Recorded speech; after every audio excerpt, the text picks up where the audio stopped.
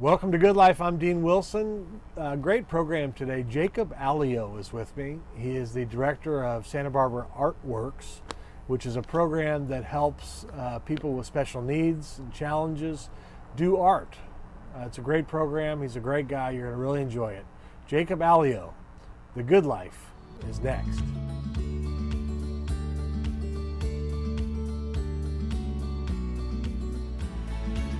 Welcome to Good Life. I'm Dean Wilson. So glad you joined us today. You can always find us at goodlifetelevision.org. We're also on all the social media platforms. On goodlifetelevision.org, you can always watch the full interviews and you can see some great moments from those interviews. We call them power clips. We'd love to have you visit us there. I'm really excited about my guest today, Jacob Allio, who's the director of Santa Barbara Artworks, which is a part of United Cerebral Palsy. He is the director of Santa Barbara Artworks, which is kind of the art specific part of that organization here in Santa Barbara, and that part has been going for about 7 years or so. So, Jacob, welcome. Thank you. Good to be here with you, Dean. Thanks for having me. Yeah, and Jacob, by the way, just by way of introduction, has a BA in illustration and fine art from the Academy of Art University in San Francisco. So let me just start with you, kind of, before we get into kind of the work you're doing in the organization. But you love art. Okay. Tell us kind of how your love affair with art began. Well, it's kind of something you start doing as a kid. I just started drawing when I was a little kid, and just kind of did it over the years, and just sort of something creatively you're doing, and then it's kind of funny the way I got specifically into art. I was sort of just not really sure what else to do, and it was something I did as a hobby, so it seemed like something that would be a fun major to take in college. So yeah, I went to Academy of Art University in San Francisco, and I studied illustration, but to be honest, I just couldn't keep up with the illustrators. They were just experts at what they were doing, and so I kind of switched to fine art. I just found that it was too intense to be an illustrator, and it's kind of a small field these days anyway. So I switched over to fine art, and just wanted to create and sell my work, but wasn't always as practical. So just started working at this organization through really, I just found it on Craigslist, and it was just something that seemed to fit for me. Yeah. Yeah. I want to talk about your younger brother. We have something in common, you and I. We have a daughter with cerebral palsy. She actually she had a stroke in the womb, but they would classify her as cerebral palsy, and she's 18 now. It's been an amazing, life-changing experience for us, for that. Right. But tell me about your road with your brother, your relationship with your brother, and how that has kind of impacted you to want to do the kind of work you're doing now. Yeah, I mean, it's interesting actually, even connecting this with our first question about me getting into art, because they're sort of connected in a kind of a difficult way in some ways, but also it's just interesting. God has a plan for your life, and you just never know what he's going to do. Right. And even before you kind of even know him or realize it all kind of weaves together. I was, my brother, he's my little brother, and he's 10 years younger than me. And so, when you're a kid, you don't notice as much, I think, the difference. When I reflect now on how it's impacted my life, I think I definitely noticed the difference more. But, when you're kids, you just sort of, it's your brother, he has cerebral palsy, and it's just part of your life. But for me and my brother, my older brother, we were homeschooled. And so it was really difficult for my parents to, homeschool us and have my brother with cerebral palsy. So I would say partly that's why by default I sort of got into art, because we just had a difficult time actually doing school. My mom had a hard time trying to take care of my brother and us. And I really, I didn't even really graduate and got my GED when I was 20, just on my own. And so I kind of felt undereducated, and I felt like, well, I can do art. So actually, really going back to our first question, that's kind of how I ended up there. And, I never thought in my head, it's because my mom had a hard time with my brother, and thought about that at the time. But later I realized, how much, having a brother with cerebral palsy impacts the whole family. And, I'm so thankful for my brother. He's, made it something for me that being around people with disabilities is a normal thing. And also I see that for many, it's not. And so, people that have gotten to know me and my family and my brother have become good friends with him. And even since they were kids, I have some friends, and I find that it's helped them to kind of adjust to being around people with disabilities. Because I think a lot of people they're not weirded out by it or anything. It's more just, they don't know how to interact. Right. My brother, he can talk. Some people with cerebral palsy can't. You might think he can understand, but he understands everything. And so, I understand people approach him and sort of, they don't know what to say or what he's understanding. But I think it's having a brother with cerebral palsy is just, it's really impacted my life. And of course, in negative ways and positive ways, not to say I would trade it for anything. I love my brother. But it's just how it is. We live in a broken world, and it's a difficult thing. And there's a lot of beauty to it, having a brother with cerebral palsy, but it can be hard for the family, especially. And I think it's one of those things that's really important for people to, come alongside families that have Yes. those with special needs, to really realize, how much it's needed to support them. Yeah, totally agree. So, yeah, so I would say, going back to how that brought me to this job, well, I had gone to art school, and then I had a brother with cerebral palsy. So outside of when I finished school, I was looking for work. And I just found this job that was teaching art to adults with developmental disabilities and running the gallery. And I was like, wow, this is great. So, I applied for it. I had never, it was sort of a director job too. So I just was like, well, I don't know if they'll hire me, but our director just really took a chance on me because I didn't have experience beyond art. And, she really took a chance on me. So I was really happy for that. And I've been with them for about 4 years, almost 4 years now. And, I think my brother helped me get this job without doing anything, just having him as my brother. Right. Which is great, so right. Yeah. What's his name? Noah. Yeah. Noah. Yeah, I'll actually show you. I thought you might be interested in this. I'll show you a painting I did of him. I love it. Yeah. Kind of captures how, his joy. Right. So. I love it. Isn't that, well, you understand, isn't it amazing, the joy? I'm just glad you used that word. There is such and I mean, it's not always the case, but I mean, it just, in my experience, the profound, pure joy that a lot of these special needs folks have is just magnetic, isn't it? Yeah, it is. And I'll tell you a funny thing, even relating to art.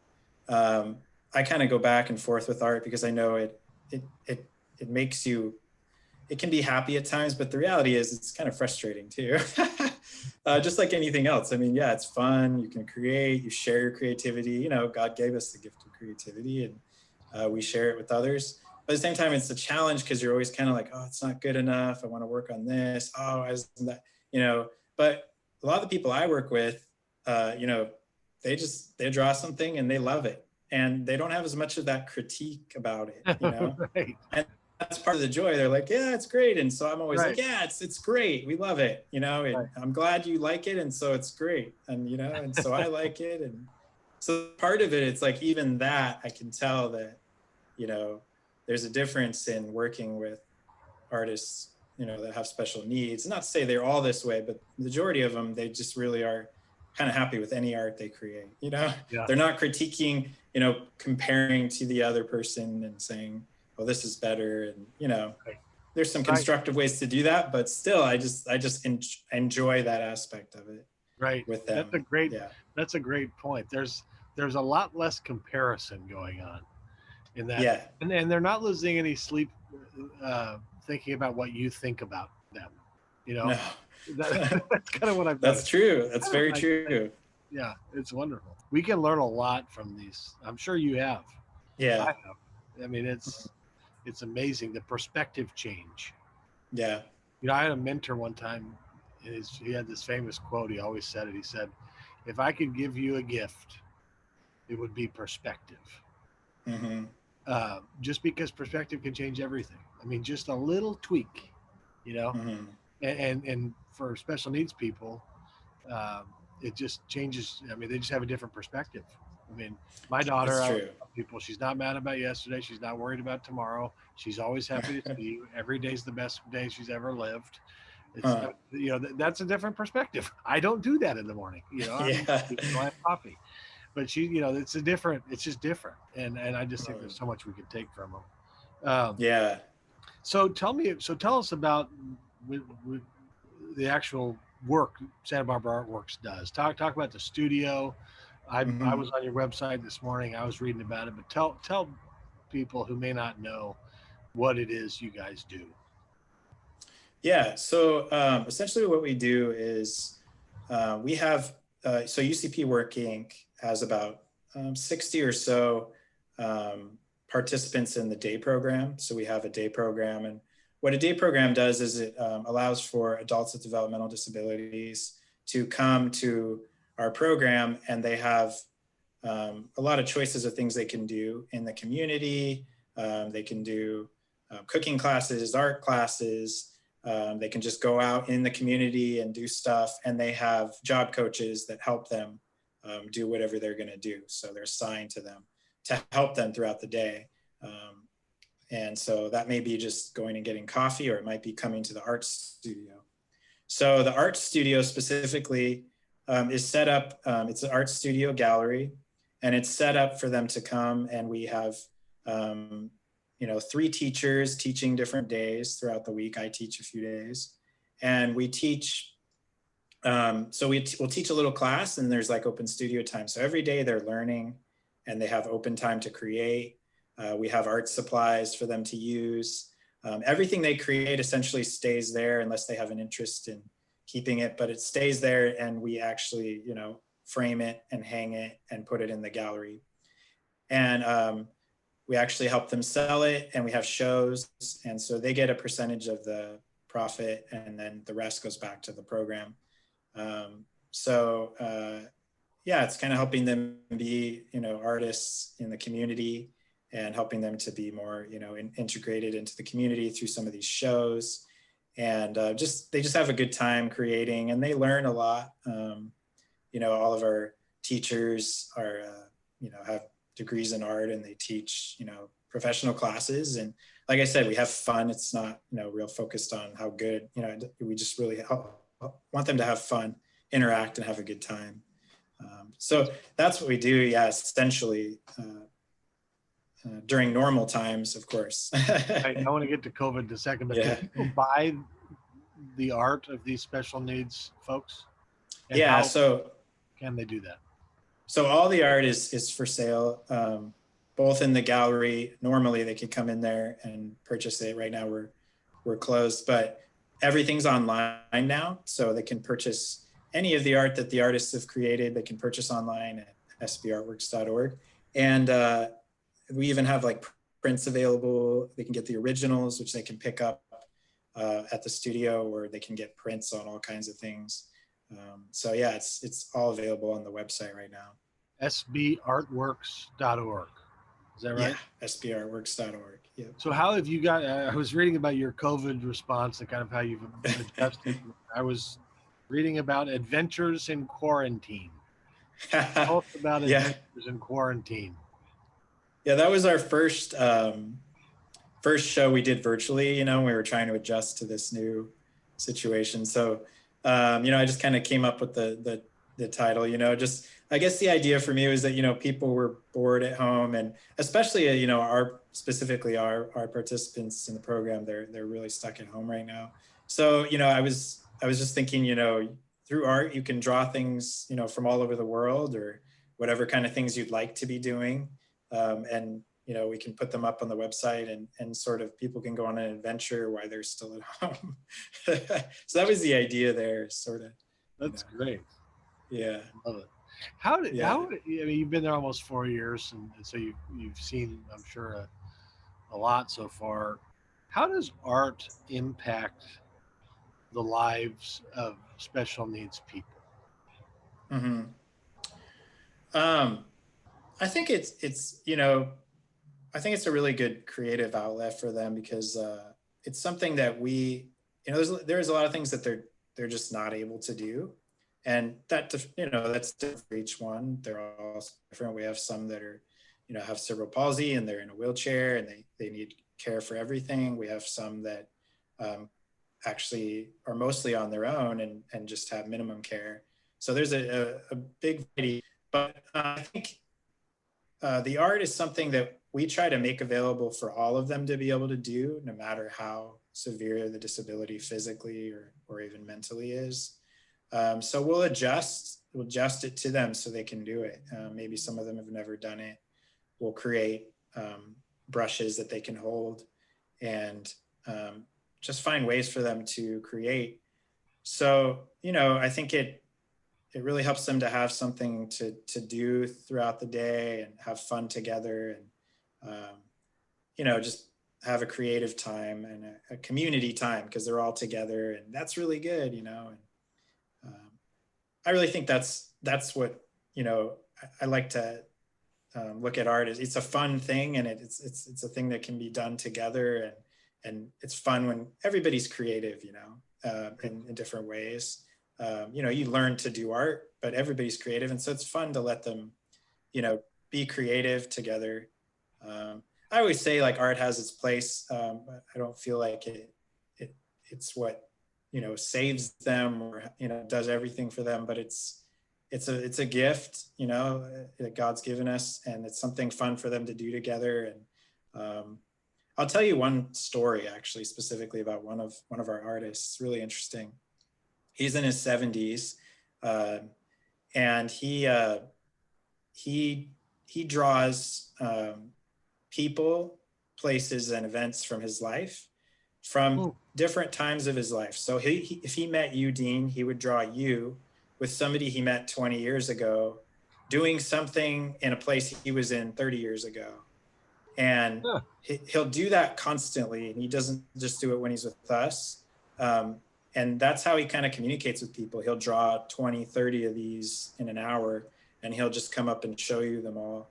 And it's really interesting, because he's got 70 years of, history of that. And you can't really have, you can have a pretty good conversation with him, but it's mostly difficult to have a conversation with him outside of him showing you those drawings.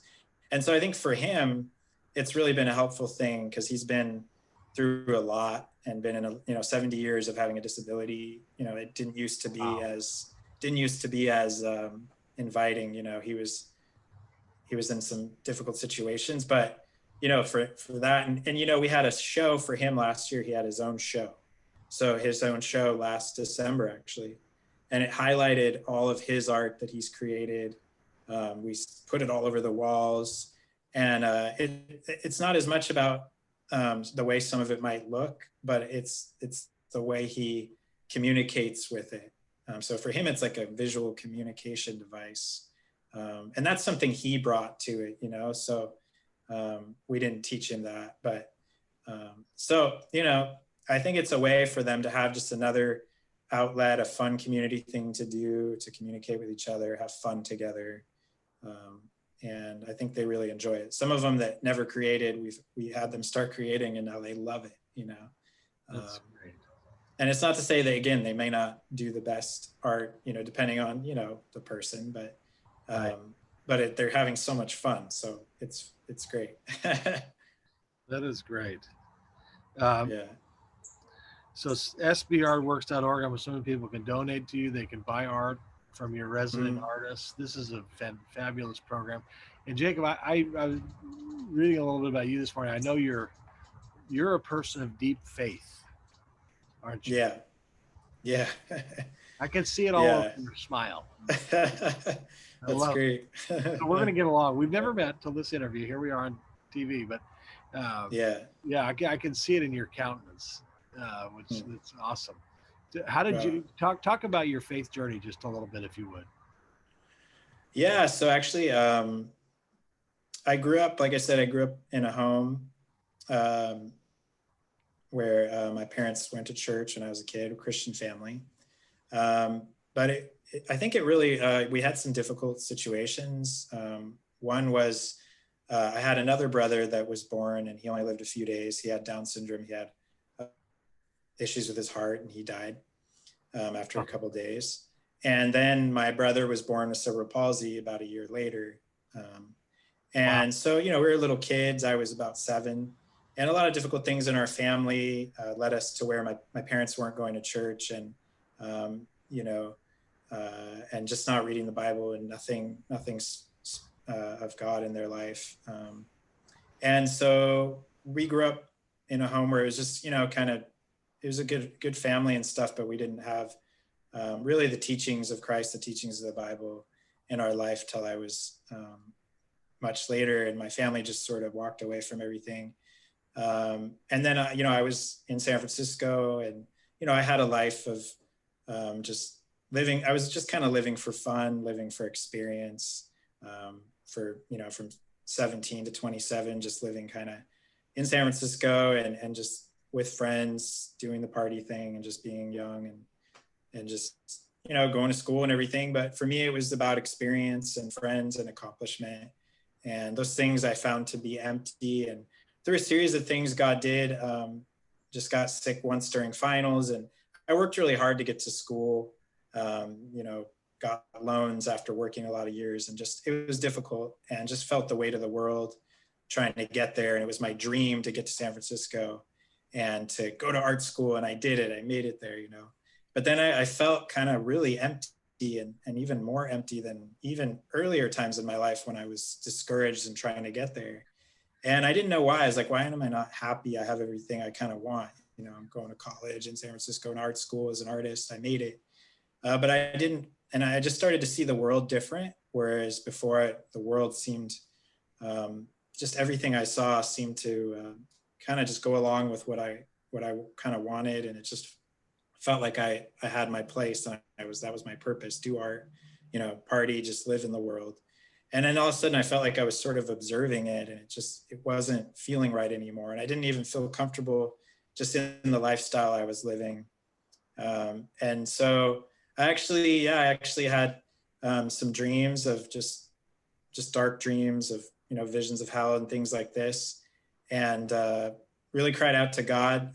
During this time, my mom had really started talking to me about Jesus again. And I was, sort of reluctant. All right, I'm a good person. Just leave me alone. I know what I'm doing. I've made it to school. I'm doing good, and, I didn't understand what she was telling me. I think at the time I didn't have the understanding. And, a bunch of things happened. Long story short, things kind of fell apart in my life. And I actually had to leave San Francisco. Couldn't afford to keep going to school. And I had to come back down here actually to Ventura. And right at this time, my cousins wanted me to do an illustration of the Throne of Grace from the Book of Revelation. He's a Christian, and I didn't even know what that was at the time. So I was like, okay, what is that? Where is it? And so I was like, yeah, I can do that. And it's Throne of Grace, and I'm like, this is really hard. That's throne, it's God's throne. Like, how does it look? What is the throne? And so I was Like? just, I don't know. yeah, I don't know. I just kept drawing it. And I started to feel like, okay, so if this throne of grace is real, if the Bible's true, then that means that, one day I'll go before this throne. And if it's real, which I didn't know till I was like, is it? What will I say to God? Like how, what's important to God? And was it that I accomplished a bunch, went to college and, did some good things or, had a lot of fun. I just didn't know what was important to God. Like I knew what I thought was important just based on my experience, but I didn't know what was important to God. So I just really started to think about that, and just really consider, what is important to God. So my mom had put an audiobook on because I was staying at her house at the time, and it was this audiobook she put on. It was a Christian audiobook, and he was mainly speaking to Christians about living your life for Jesus, but I didn't really understand a lot of that yet because didn't even know what that meant. But one thing he told me about was or that was on the audiobook, was about a girl who she came to Jesus, and then she died at 14. And before she died, she shared a bunch of Bibles with her friends, but they kind of rejected her because they just weren't into that. And at the funeral, I think it was her pastor, someone shared the message of Jesus, the gospel, and all her friends came forward and got the Bibles and decided to follow Jesus. And so he just pointed out that Wow. that was a life well lived. And I was like, that was a life well lived. She was 14. And it really impacted me, that story. And I had a lot of friends that didn't know Jesus. And at that moment, I realized, like, wow, I kind of feel like this is true. And if it is, I could be the one to tell them this. And, so God really worked in me. And I just started to consider more and more about that throne of grace and what it meant. And eventually just was really in a difficult place, kind of wrestling with myself and just, what is it all about? And I went to this Christian conference, which I had never really even been to church as an adult, but I went with my mom and my little brother. And actually, God used my little brother too in that situation, because we went and he had been, he'd come to know Jesus. He was about 14, and this is when he was about 17. So we went to this conference, and there was a time of worship, and there was songs playing, and I saw everybody, worshiping, and that was new for me too. I had never really seen that since I was a kid, which you observe it different then. And my brother, who's in a wheelchair, who a lot of people can't understand when he speaks, he was just worshiping God and just singing out as loud as he could, and out of tune and just doing his thing. He didn't care. Right. And I was like, whoa, I'd never seen my brother do that.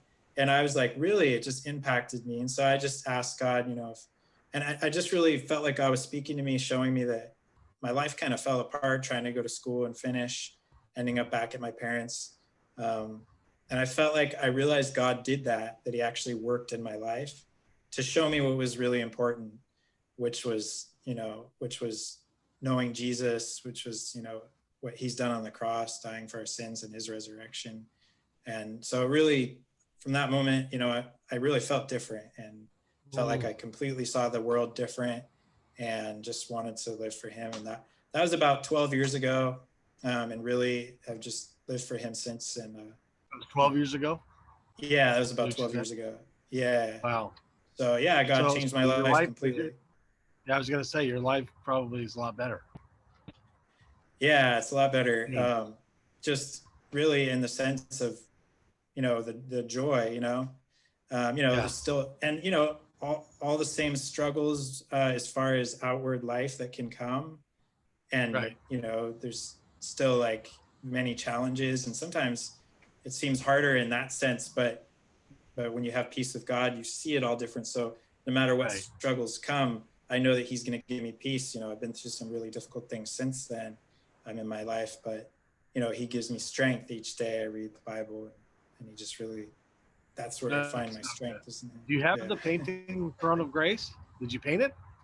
I drew it many times. I somewhere, but I actually was so just like, it was just so much to try to get it right that I drew it so many times, and then I just was like, I can't do this justice, Yeah, and it was such a yeah, it was such a different time in my life. Have you ever heard of the preacher Ravi Zacharias? Yeah, I've listened to him a lot. Yeah. Okay, well he just passed away, Yeah, I watched his somebody, as you were talking about the Throne of Grace, somebody asked him, because Ravi Zacharias is kind of a big deal, and so people wanted to hear what he has to say, and they said, Ravi, when you get to the throne, in heaven, what are going to be your first words to God? And he said, you know what? When I get to the throne in heaven, I'm going to be a lot more interested in his first words to me Yeah. Which I Yeah. thought that good. That's probably a good way of thinking. Well, this is great, Yeah, man. that's true I'm too. happy Yeah. to meet you. Well, I'm happy to meet you. Great work. I'm excited to hear about what you're doing, and hopefully, people who are watching this who are in Santa Barbara can know uh, now know about you. And sbartworks.org is the website. If you want to go check it Yeah. out, you can buy art from these great resident artists, and um, yeah, so it's great to meet you. You too, Dean. I really appreciate the time. Yeah. All right, thanks for coming on, Jacob Allio, director of Santa Barbara Artworks. Appreciate you coming on the program, and we'll see you next time.